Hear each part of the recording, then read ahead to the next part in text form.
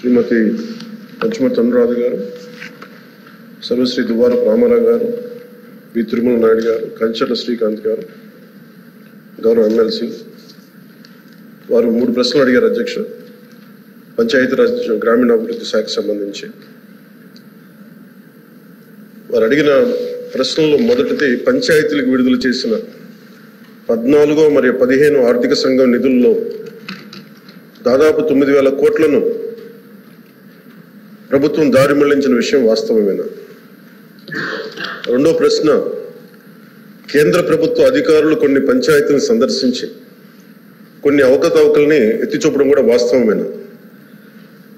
మూడో ప్రశ్న అయితే ఒకవేళ వాస్తవం అయితే దాని మీద ఆ వివరాలపైన దానిపైన తీసుకున్న చర్యలు ఏమిటి? మొదటి ప్రశ్న అధ్యక్ష, 9,000 కోట్లను ప్రభుత్వం గత ప్రభుత్వం దారి మళ్లించిందా లేదా అనేది అడిగారు అధ్యక్ష. దానికి మా సమాధానం అవునండి.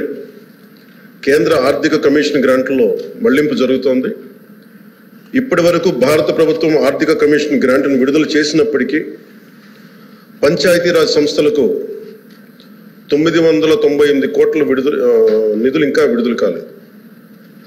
ఇది మొదటి దానికి సమాధానం అధ్యక్ష. రెండో ప్రశ్నకి, కేంద్ర ప్రభుత్వం అధికారులు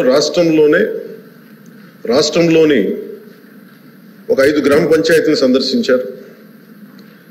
మరియు ఎంఓపిఆర్ భారత ప్రభుత్వం న్యూఢిల్లీ వారు 16/10/23 తేదీన డిఓ లేఖ నెంబర్ M11015/150/2020 FD Part 1 ద్వారా ఆంధ్రప్రదేశ్ ప్రభుత్వానికి వారి పరిశీలనలు తెలియజేశారు. ఆంధ్రప్రదేశ్ ప్రభుత్వం సమర్పించిన పరిశీలన మరియు ప్రచిత్రాలను కూడా ఈ అనుబంధానికి జత చేయడం జరిగింది. గౌరవ సభ్యులు ఇంకేదైనా సందేహాలు ఉంటే అనెక్షర్ని అనుబంధంగా ఉన్న వీటన్నిటి చదువుకోవచ్చు అధ్యక్ష.